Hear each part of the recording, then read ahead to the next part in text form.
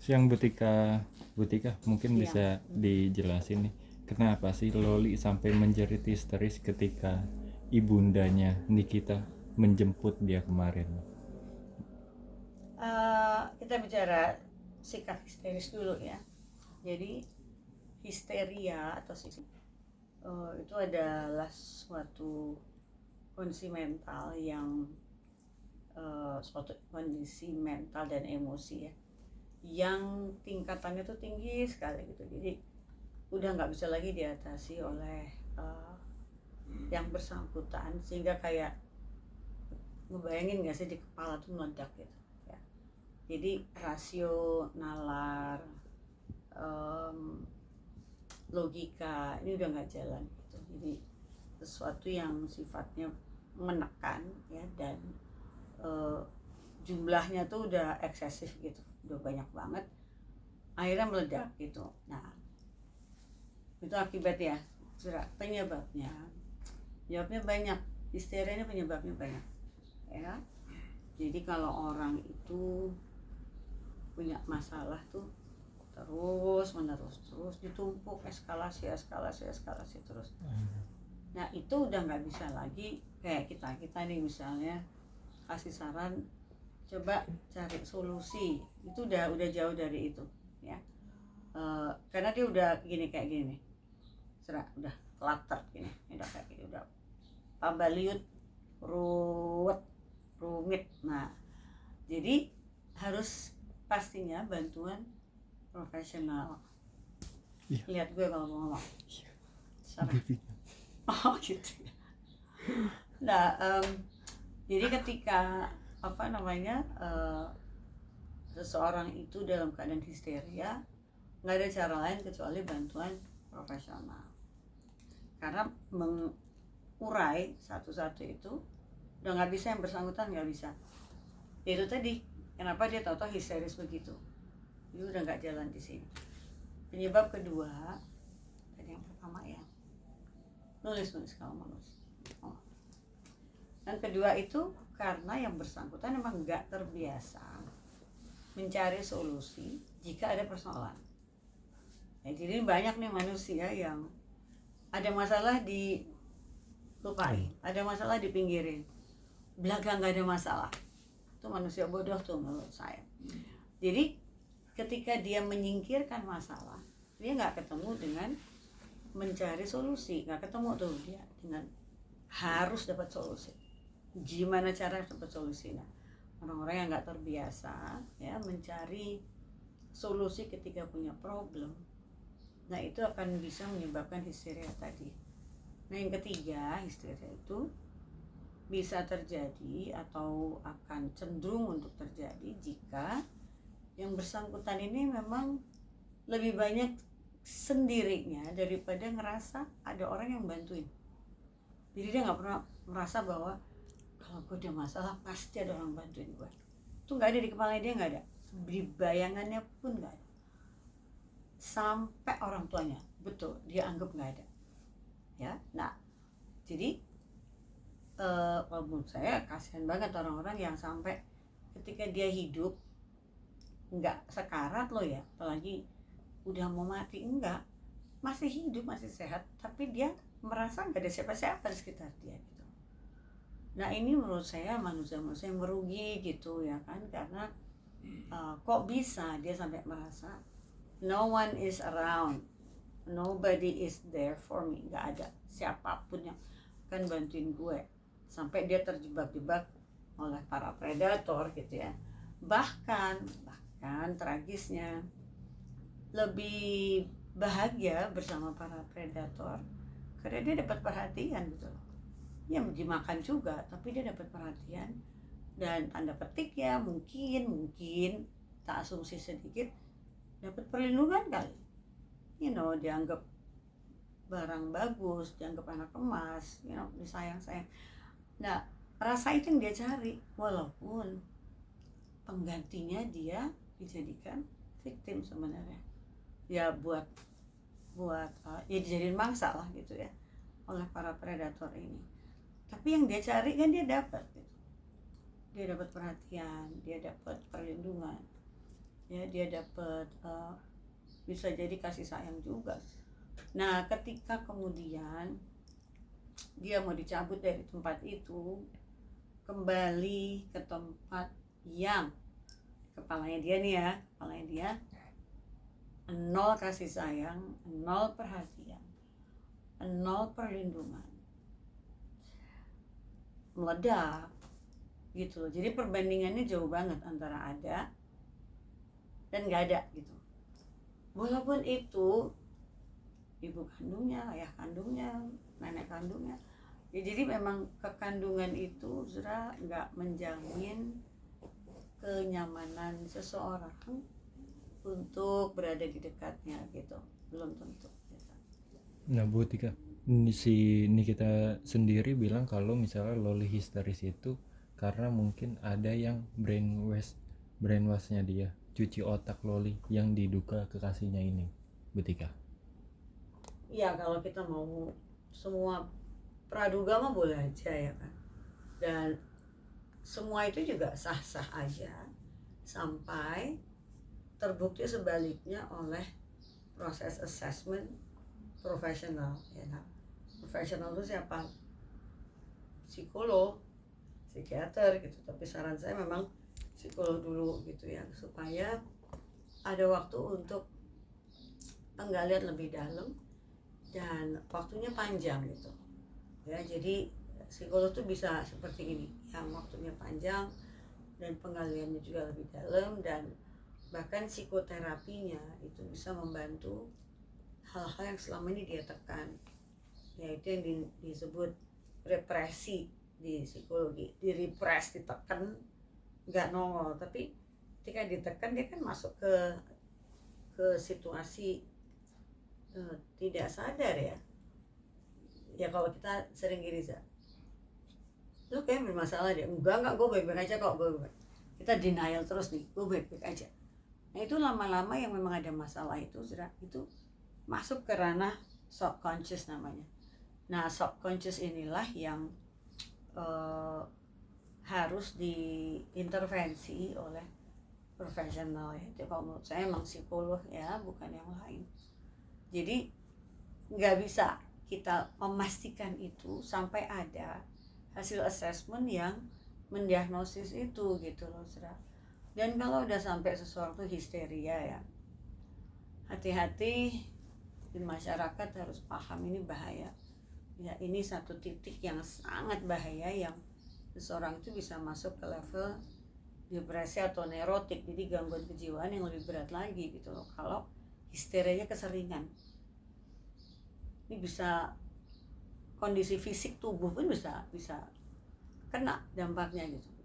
Karena ketika dia histeris tuh kan kita ngelihatnya kadang-kadang kan orang-orang kalau ngeliat tuh, ih dia kayak kemasukan, ih dia nggak sadar tuh gitu loh.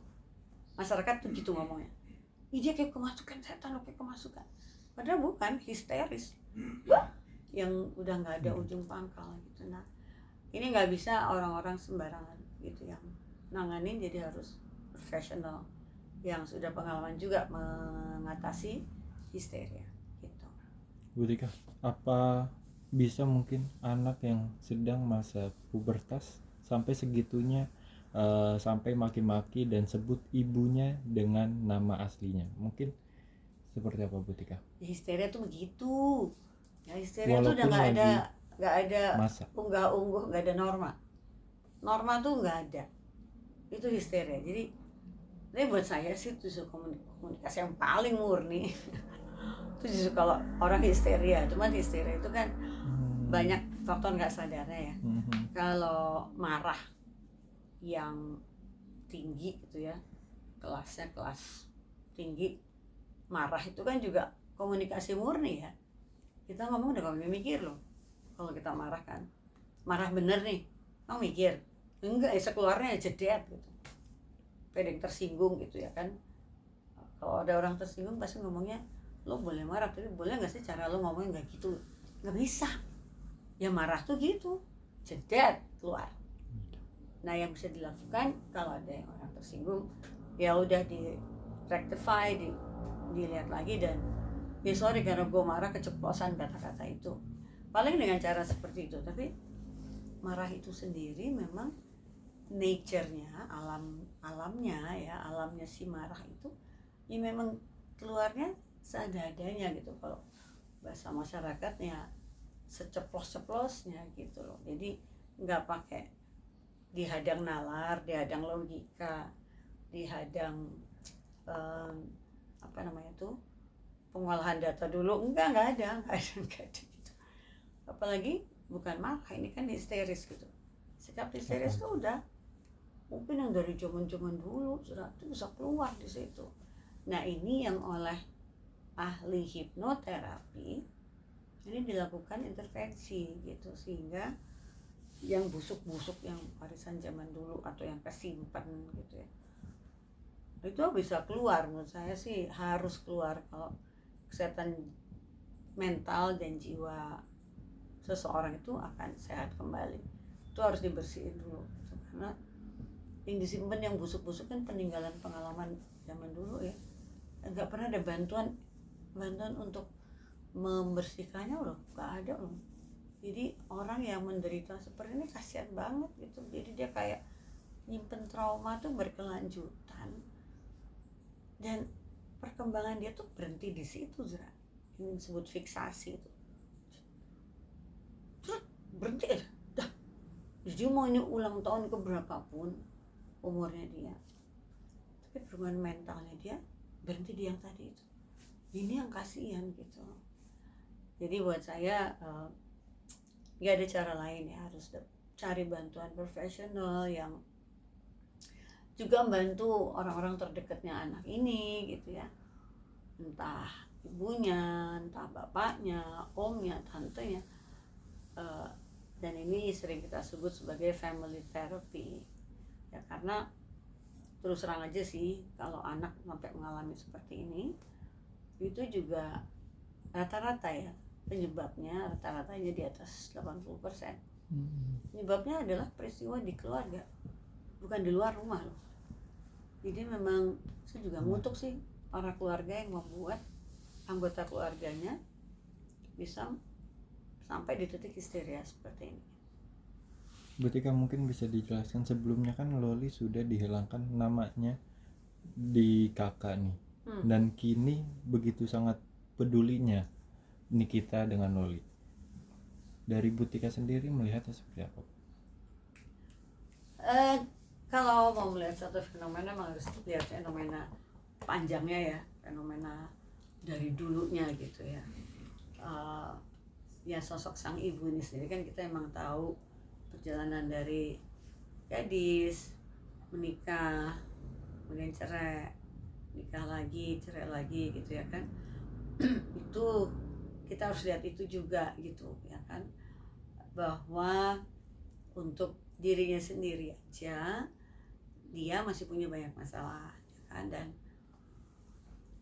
dari banyak juga pertemuan saya dengan media kayak gini, saya dulu pernah kok kasih masukan, sang ibu coba nata diri dulu gitu ya kan, karena banyak sekali hal-hal yang belum terselesaikan gitu. Belum sampai selesai dengan dirinya sendiri, sekarang ada masalah dari sosok anak yang udah mulai gede gitu ya kan. Bobot persoalannya bersama gitu loh. Jadi untuk kemudian tadi tuh peduli apa atau apa, menurut saya malah ya ini untuk mencoba memperbaiki ya. Jadi kayak dorongan mencoba memperbaiki yang udah rusak selama ini gitu. Nah tapi yang harus dilakukan adalah libatkan profesional. Udah nggak mungkin sendiri lagi. Ini dua-duanya sama-sama kayak layangan putus ya. Bayangin layangan putus kayak apa? Itu nyangkut di pohon gitu ya, karena nggak ada yang kontrol. Itu terbang ke langit, nggak tahu kena apa di atas gitu ya. Nah ini dua-duanya menurut saya statusnya lah kayak apa namanya, layang-layang lepas gitu loh. Dan mereka butuh bantuan yang serius, super serius. Biasanya dalam kondisi kayak gini saya juga mengundang para keluarga ya untuk terlibat gitu. Nggak tahu ya mereka berdua ini masih bisa merasakan kasih sayang dari keluarga besar apa enggak, saya nggak tahu ya. Apakah mereka berdua masih bisa merasakan kepedulian dari keluarga besarnya? Saya nggak tahu juga ya. Apakah mereka berdua sama-sama merasakan apa namanya, situasi nggak enak ini gara-gara keluarga besar juga? Nggak tahu juga. Nah ini kan yang harus dicari gitu, ya kan?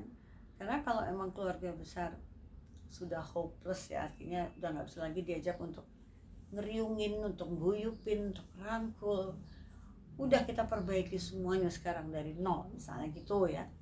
Kalau itu pun nggak ada, saya sih selalu mengatakan pada banyak klien, udah lo berdua aja buat kekuatan baru gitu. Jadi yang tercacah-cacah nih selama hidup, udah menyadari bahwa kita saling membutuhkan. Apalagi ini kaitannya kan ibu dan anak ya. Buat satu kekuatan baru, kita saling melindungi, kita saling menjaga, dan kita saling dukung. Ya, saya selalu ngomong kayak gini, Zira, karena saya nggak percaya bahwa orang yang selama hidupnya selalu kacau gitu ya, maksudnya masalah aja terus, itu pasti hasilnya pasti hancur. Enggak, saya nggak percaya itu. Saya itu orang yang percaya bahwa lu mau sehancur apapun, ketika lu mengatakan bahwa gue mau bangkit di atas kaki gue sendiri, lu bisa ngelakuin itu, sangat bisa. Tapi memang kekuatannya dari diri kita sendiri ya. Kita nggak butuh kok orang lain sebenarnya. Nah masalahnya lagi, saya sih berharap yang bersangkutan punya energi ini punya gitu ya. Jadi nggak perlu orang lain, betul. Tapi kalau cuman pengen tapi dia lemah lunglai gitu, dia emang nggak sanggup, nggak ngerti ngomong apa, nggak tahu cara gimana, nah ini harus cari profesional. Yang penting dari dalam diri ada dulu niat untuk udah cukup gue 20 tahun amburadul misalnya gitu ya. Orang-orang ya, saya nggak cuma ngomongin kasus nih, siapapun misalnya ngomong cukup gue 15 tahun brengsek, cukup gue 30 tahun brengsek. Oh kelamaan ya 30 tahun, 13 tahun ya. Tapi berapapun tahun, kayak Colonel Sanders KFC itu, oh nggak boleh ngomong ya, si ayam itu ya, itu 60 tahun loh berantakannya. Dia tiba-tiba dapat itu umur awal 60-an tahun. Gimana coba, Zura? Artinya omongan saya tadi bahwa cukup 15 tahun, 20 tahun itu masih kalah sama si Eyang itu ya, masih opa itu. Nah artinya juga Allah ternyata, aduh sorry bawa Allah nih, Allah nggak ngebatasin lo mau umur berapapun ya. Kita mau berapapun, kalau kita mau berhenti brengsek, mau berhenti ngaco, mau berhenti nggak karuan, mau berhenti tuh lalit, you can do it. Kita bisa kok. Saya juga berharap dari ibu dan anak ini juga seperti itu. Bu Tika, mungkin ada saran atau ada masukan nih buat Loli untuk tidak melakukan seperti itu, karena kan ini tetap saja ibundanya sendiri gitu loh. Nggak bisa, maaf ya, saya pembela anak. Okay. Artinya gini loh, anak tuh di seluruh dunia nggak ada yang pengen kayak gitu, Zra. Mana ada ya. Tapi trauma yang dialamin kan terlalu besar, yang dilakukan oleh ibunya sendiri. Nah ini juga media juga tahu lah, yang udah terbuka umum lah, semua tahu. Jadi ketika dia tersesat gitu ya, terus ketemu predator nih ya, tapi di situ ada tadi tuh kasih sayang, perhatian dan sebagainya, itu dia bandingin lah sama si ibunda ya. Yang menurut pandangan anak, di pandangan anak yang terbatas ya, ibunya lebih predator daripada si sang predator ini gitu loh. Nah tapi bisa saya salahin nggak? Enggak, karena yang dialami itu. Jadi supaya tidak dengan mindset yang seperti itu atau pola pikir kayak gitu, dari si ibu harus juga nunjukin dulu keseriusannya untuk merubah diri, misalnya keseriusannya untuk melakukan kasih sayang itu secara realistis, secara real, nyata. Misalnya nih, minta maaf dulu. Maaf kalau saya selama ini udah salah ke dirimu. Yuk kita bangkit yuk, misalnya gitu ya. Nah, kata-kata sederhana aja lah, nggak usah rumit-rumit. Yuk tanpa orang lain kita bangkit yuk, misalnya. Dengan kata-kata yang sangat dalam sebenarnya, dan anak sengaco apapun ya akan selalu butuh orang tuanya, selalu. Walaupun orang tuanya juga brengsek gitu loh. Dalam hatinya tuh, kapan saya dirangkul, kapan saya disentuh, kapan saya dapat kehangatan pelukan, kapan saya diajak makan, kapan saya banyak banget nih kapan saya ini banyak tanda-tanya besar gitu ya. Jadi ya udah, bapak ibunya nggak ada, anak-anak siapa aja deh, yang penting sayang gue. Walaupun tahu-tahu predator, mucikari, apa namanya itu, penjual narkoba, you know, yang jelek-jelek gitu loh. Tapi di situ diopeni, bahkan ada yayasan-yayasan apa gay, lesbian, bahkan terimanya dengan hangat gitu ya. Walaupun kita sebel gitu ya, tapi mereka dapat yang mereka cari. Nah, ini untuk ayah ibu yang sedang ada masalah sama anak, perbaiki dulu nih komponen kepeduliannya, diperbaiki dulu. Niat nggak kalau ngomong sama anak, bisa nggak eye contact gitu ya, itu dulu diperbaiki ya, karena begini nih adalah gesture yang sangat penting. Ya, misalnya saya sedang ngomong sama Eza ya, nanti Eza juga siap gini ya. Jadi itu sebenarnya menunjukkan bahwa kalau gue lagi di depan lo, ya you matter, lo bermakna. Kalau lagi di depan gue, berarti gue bermakna buat lo. Jadi kata-kata matter, bermakna, berarti ya, ini ada kedalaman di sini gitu. Nah ini yang ya saya berharap mereka bisa sampai ke titik ini gitu. Bu Tika, banyak masyarakat atau netizen yang salut nih sama Nikita sebagai seorang ibu, sayangnya tak akan lekang dan hilang rasa cinta kepada anaknya. Sependapat dengan itu Bu Tika? Oh atau iya dong, of course gitu. Makanya kalau masih ada kebaikan ya tentang hal ini, coba diperbaikinya serius gitu. Serius, benar-benar serius. Ya, karena si anak itu akan pengen lagi kok teriak, ibu, mama gitu, pengen banget. Tapi kalau selama ini ngejahatin gitu ya, ini si lidah dan mulut tuh malas ngomong ibu, mama tuh malas. Ya sekalian aja, lu diganti dengan yang gitu-gitu. Ya kita ngeliatnya nggak sopan banget sih lo. Ya ada alasan ternyata dibalik dia nggak sopan. Karena dia pengennya ngomong ibu, mama, umi, siapa deh terserah, mom gitu ya, mother, bahasa Inggris, pengen sekali gitu. Tapi ternyata tidak cukup usaha si ibu untuk bisa membuat anak itu melakukan panggilan-panggilan dengan kata-kata sakti ini gitu loh, saudara ya kan. Makanya mumpung ada hal baik ya di sang ibu, coba diformulasikan energi itu untuk menjadi lebih ajak gitu ya, lebih bulat gitu loh, bahwa memang dia serius untuk menarik anaknya kembali dan menarik dianya sendiri untuk menjadi ibu yang lebih benar gitu dibandingin sebelum-sebelumnya gitu. Tapi Bu Tika, Nikita Mirzani membuat pernyataan juga kalau tak segan penjarakan Loli dan tidak peduli dibilang kejam daripada tidak bisa mendidik anaknya.